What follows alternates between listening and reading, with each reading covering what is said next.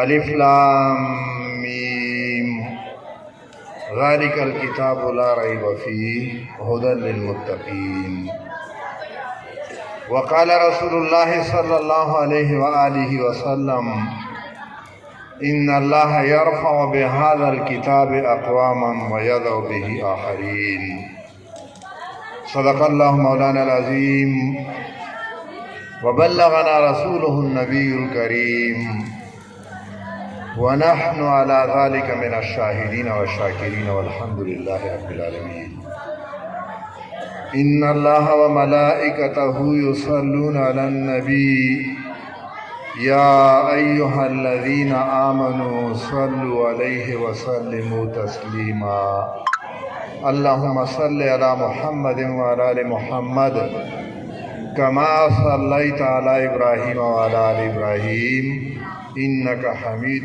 مجید وبارک وسلم علیہ۔ السلام علیکم ورحمۃ اللہ وبرکاتہ۔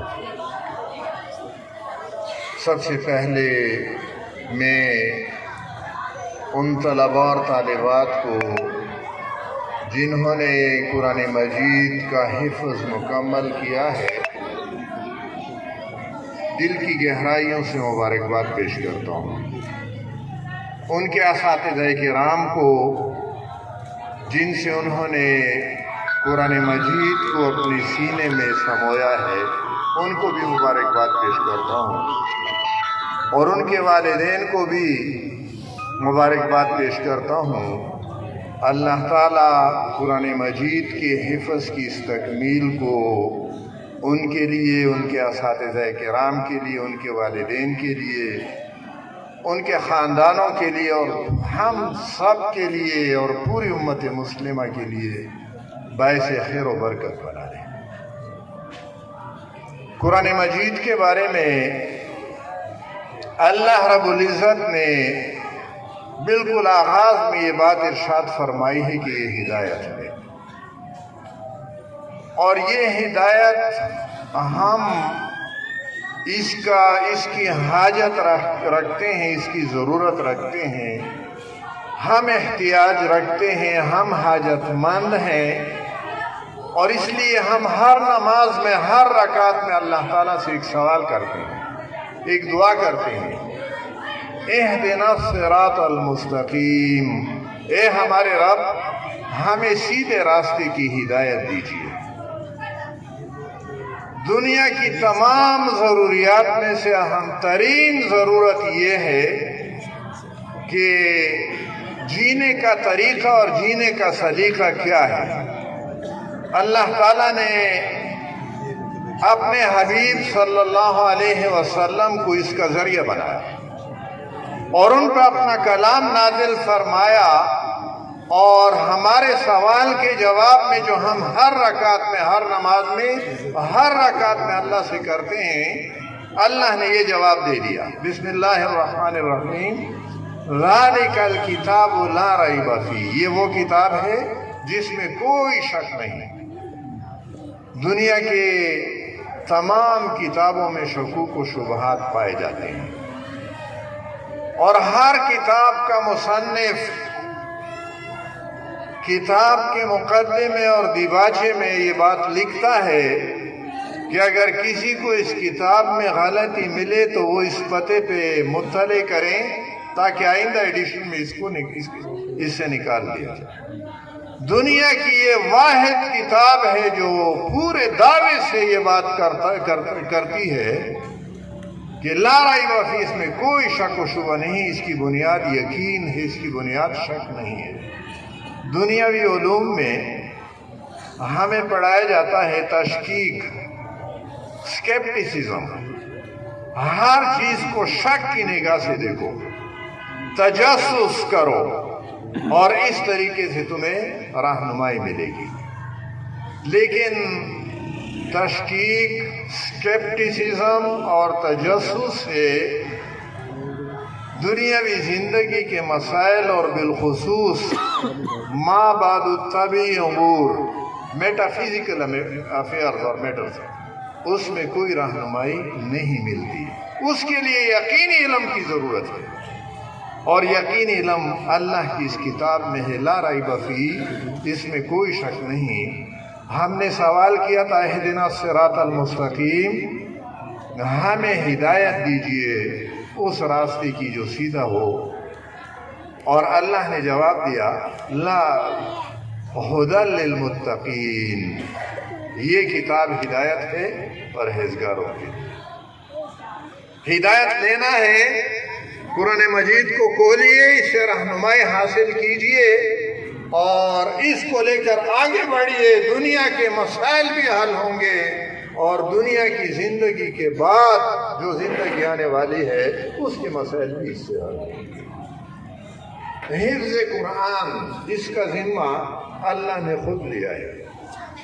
سورۃ الحجر میں اللہ تعالیٰ کا ارشاد ہے، اور مشرکین اور کفار کے نبی صلی اللہ علیہ وسلم پر ایک اعتراض کے جواب میں اللہ نے یہ بات ارشاد فرمائی۔ مشرکین نے کہا تھا وَقَالُوا يَا أَيُّهَا الَّذِي نُزِّلَ عَلَيْهِ الذِّكْرُ إِنَّكَ لَمَجْنُونَ، اے وہ شخص جو دعویٰ رکھتا ہے کہ میرے اوپر ذکر نازل ہوا ہے، تو مجنون ہے۔ اللہ تعالیٰ نے اس کا جواب دیا اِنَّا نَحْنُ نَزَّلْنَا الذِّكْرَ وَإِنَّا لَهُ لَحَافِظُونَ، یہ محمد صلی اللہ علیہ وسلم کا اپنا بنایا ہوا نہیں، یہ اس کے ذہن کا اختراع نہیں ہے، یہ اس نے اپنی طرف سے اس کی من گڑت نہیں ہے۔ اللہ نے فرمایا کہ ہم اس کے نازل کرنے والے ہیں، اور نہ صرف اس کے نازل کرنے والے ہیں بلکہ اس کی حفاظت کی ذمہ داری بھی اللہ تعالیٰ نے خود لی۔ وَإِنَّا لَهُ لَحَافِظُونَ، اس کی حفاظت کرنے والے بھی ہم ہیں۔ قرآن مجید کے الفاظ کی حفاظت بھی اللہ نے فرمائی ہے، اور قرآن مجید کے تنظیم کی بھی اور قرآن مجید کے معنی کی بھی حفاظت فرمائی ہے۔ اور چونکہ اللہ تعالیٰ اسباب کا مالک ہے، اسباب سے وراء الورا ہے، اور جو کچھ کرنا چاہتا ہے ہر چیز کرنے کی قدرت رکھتے ہیں، لیکن دنیا میں اللہ تعالیٰ کے کام اسباب کے ذریعے سے ہو رہے ہیں۔ اللہ تعالیٰ نے قرآن مجید کی حفاظت کے لیے بھی اسباب پیدا فرمائے، اس کے الفاظ کی حفاظت کے لیے بھی اور اس کے معنی اور مفہوم کی حفاظت کے لیے بھی اللہ تعالیٰ نے اسباب پیدا فرمائے ہیں۔ اور یہ حفاظ، یہ بچے اور بچیاں جو آج ہمارے سامنے ہیں، یہ ایک سبب ہے ان کے الفاظ کی حفاظت کی۔ ان کے سینوں میں اللہ نے ان کو توفیق دی، اور اللہ کا کلام ان کے سینوں میں جاگزین ہوا، ان کے سینوں میں، ان کے دلوں میں یہ کلام سمویا گیا اللہ کی قدرت سے۔ ان کے الفاظ کی حفاظت اور ان کے معنی اور مفہوم کی حفاظت کے لیے اللہ تعالیٰ نے علماء کرام پیدا فرمائے۔ اس کتاب کا کوئی معنی جو محمد عربی صلی اللہ علیہ وسلم سے ثابت نہ ہو، کوئی بھی کرے، دنیا بھر سے اس پہ اعتراض اٹھتے ہیں، اور اس کے معنی اور مفہوم میں بھی کوئی تحریف نہیں کر سکتا، کوئی تبدیلی نہیں لا سکتا۔ اللہ نے اس کی حفاظت کی ذمہ داری لی ہے، اور یہ وہ اسباب ہیں جس کے ذریعے سے اللہ تعالیٰ اس کی حفاظت فرما رہا ہے۔ آج ہمارے سامنے جو کتاب ہے قرآن مجید کے نام سے، اس پہ جتنے بھی اعتراض وارد ہوئے ہیں، کچھ لوگ یہ اعتراض بھی کرتے ہیں کہ اس میں تبدیلی آئی ہے، لیکن حقیقت یہ ہے کہ پوری انسانیت چند ایک کو چھوڑ کے انسانیت اس بات پہ متفق ہے کہ محمد عربی صلی اللہ علیہ وسلم نے 1400 سال قبل جو کتاب دنیا کے سامنے پیش کی تھی، وہ کتاب آج بھی اسی صورت میں ہمارے سامنے ہے۔ اس میں کسی ایک لفظ تو بہت بڑی بات ہے، ایک حرف کی بھی تبدیلی آج تک نہیں ہو سکی ہے۔ اور قرآن کا یہ بھی معجزہ ہے، دنیا میں کوئی بھی زبان کچھ عرصہ بعد اپنی اصلی صورت پہ نہیں رہتی۔ عربی زبان جو قرآن کی زبان ہے، قرآن مجید نے اس زبان کو بھی محفوظ کر لیا ہے۔ دنیا کی کتابیں، 1 صدی پہلے کی کتابیں آپ اٹھا لیجیے، اس کو پڑھیے، وہ بے شمار الفاظ وہ آپ کے سامنے آئیں گے جو آج متروک ہیں، آج ابسولیٹ ہیں، آج استعمال میں نہیں ہیں۔ کوئی بھی زمانہ اٹھا کر لیجیے، عربی زبان اور قرآن مجید یہ واحد کتاب ہے کہ اس میں 1400 سال قبل جو الفاظ استعمال ہوئے تھے آج اسی طریقے سے مستعمل ہے۔ کوئی ایک لفظ بھی آج تک اس کا متروک نہیں ہوا، اور یہ بھی اس کا معجزہ بھی ہے اور اس کی حفاظت بھی ہے۔ اللہ نے اس کتاب کو ہدایت بنا کر بھیجا، محمد عربی صلی اللہ علیہ وسلم نے اسے نافذ کیا، صحابہ کرام رضوان اللہ علیہم اجمعین محمد عربی صلی اللہ علیہ وسلم کے ساتھ معاون اور مددگار بنے، اللہ نے ان کو معاون اور مددگار بنایا، اور ان کے ذریعے سے دنیا میں اس کتاب کو نافذ کیا گیا، اور اس کتاب کی بنیاد پہ ایک نظام بنا دیا گیا، اور وہ نظام آج تک موجود ہے۔ اس نظام کی تفصیلات ممکن ہے کچھ چیزیں آج استعمال میں نہ ہو، لیکن اس کتاب کی اس نظام کی تفصیلات آج بھی مکمل طور پر موجود ہے۔ اس کا ایک نظام جس کو ہم معاشرتی نظام کہتے ہیں، عائلی نظام، جس میں نکاح اور پھر میاں اور بیوی کے ایک دوسرے پہ حقوق اور ایک دوسرے کے حوالے سے فرائض، اور اولاد کی تربیت، اور اولاد کے بارے میں والدین کے فرائض، اور اولاد پر والدین کے حقوق، یہ نظام جس صورت میں محمد عربی صلی اللہ علیہ وسلم نے دنیا کے سامنے پیش کیا تھا، آج بھی بعینہ ہی اسی طریقے پہ وہ نظام دنیا میں موجود ہے۔ کچھ لوگوں نے اس میں تبدیلی کی کوشش کی ہے، لیکن کوئی کامیابی ان کو، خاطرخواہ کامیابی ان کو نصیب نہیں ہو سکی۔ بلکہ میں اگر کہوں کوئی 15-20 سال قبل لندن کے جو بشپ تھے، اس نے ایک بیان دیا اور اخبارات میڈیا میں آیا، برطانیہ کے میڈیا میں بھی چھپا، اور برطانیہ اس پہ بڑی لے دے ہوئی، اور اس نے یہ کہا تھا کہ برطانیہ کے اندر جو سماجی اور معاشرتی مسائل ہیں ان کا بہترین علاج اسلام کا اور قرآن کا عائلی نظام ہے۔ عدالتوں میں جتنے بھی مقدمات ہیں نکاح اور طلاق کے، ان کا بہترین حل اللہ کی کتاب میں، قرآن مجید میں اور اسلام کے عائلی نظام میں موجود ہے۔ دنیا کا کوئی نظام یہ نہیں دے سکتا، اور یہ کلام مجید امت مسلمہ کے پاس موجود ہے۔ امت مسلمہ وہ خوش قسمت ترین امت ہے جس کے پاس اللہ کا کلام اپنی اصلی صورت میں موجود ہے، اور اس کی حفاظت کی ذمہ داری اللہ نے لے رکھی ہے۔ لیکن اس کے ساتھ ساتھ امت مسلمہ وہ بدقسمت ترین امت ہے کہ یہ خزانہ اپنے پاس رکھتے ہوئے بھی آج دوسروں کی طرف دیکھ رہا ہے۔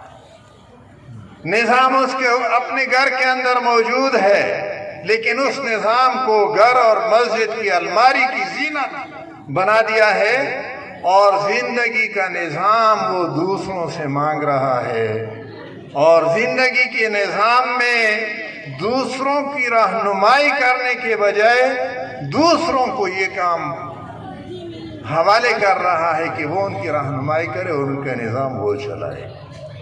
اس ملک کے اندر قرآن و سنت کے نظام کو جاری کرنے کے لیے شروع دن سے جد و جہد جاری رہی، اور فروری 1949 میں پاکستان کی دستور ساز اسمبلی نے قرارداد پاس کی جو آئین کا دیباچہ بنا۔ 54 میں جو مسودہ تیار ہوا تھا اس میں تھا، 56 کا جو دستور نافذ ہوا اور 2-2.5 سال بعد ایوب خان اور سکندر مرزا نے جس کو ایبروگیٹ کیا اور منسوخ کیا اس میں بھی تھا۔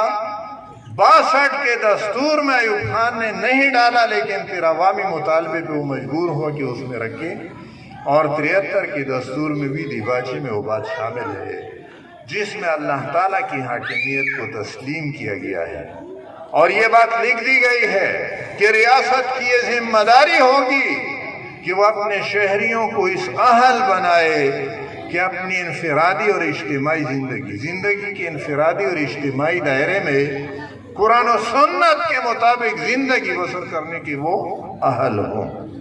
یہ آئین میں لکھا ہوا ہے۔ پھر آئین کی دفعہ 227 ہے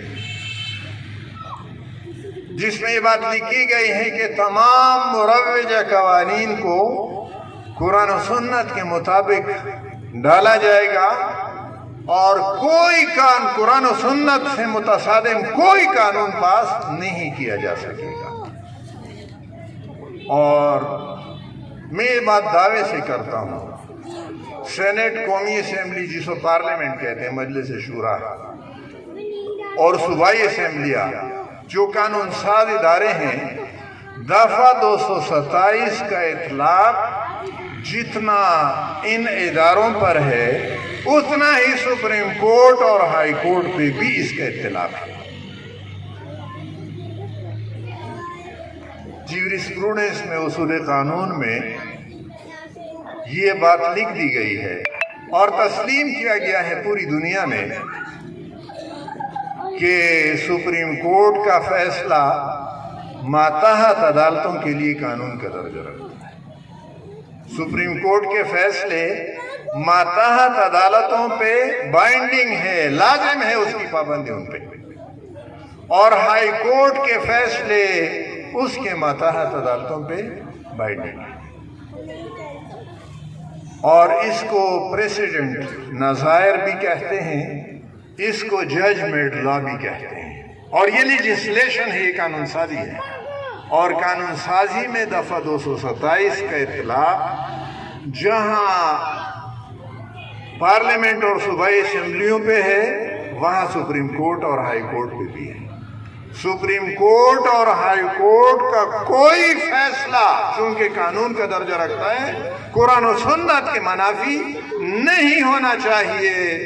اور ہمارے سامنے فیصلے آتے ہیں، ممتاز قادری کا فیصلہ آیا تھا اور جسٹس ثاقب نثار نے اس میں لکھا تھا کہ ہم تو قرآن و سنت جو ہے یہ وفاقی شرعی عدالت اور سپریم کورٹ شریعت اپیلیٹ بینچ کا موضوع ہے، یہ ہمارا موضوع نہیں ہے، لیکن یہ علم کی بات نہیں تھی، یہ جہالت کی بات تھی۔ قرآن و سنت کا اطلاق مقننہ پہ بھی ہے اور ہماری عدلیہ پہ بھی ہے، اور ہمارا یہ نظام اگر قرآن و سنت کے مطابق بنایا جائے، قرآن و سنت کے مطابق چلایا جائے، پاکستان دنیا کا لیڈر بن سکتا، دنیا کا قائد بن سکتا ہے۔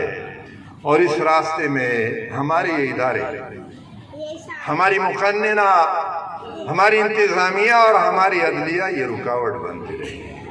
میں نے نبی مہربان صلی اللہ علیہ وسلم کی ایک حدیث مبارک آپ کے سامنے تلاوت کی، پیش کی ہے، اس کی ذرا تفصیل عرض کرنا چاہتا ہوں۔ عمر فاروق رضی اللہ تعالیٰ عنہ امیر المومنین تھے، مدینہ منورہ سے حج کی نیت سے نکلے۔ حضرت نافع رضی اللہ تعالیٰ عنہ مکہ کے والی تھے، ان کو خبر پہنچی، اطلاع ملی، اور وہ امیر المومنین کے استقبال کے لیے چل پڑے۔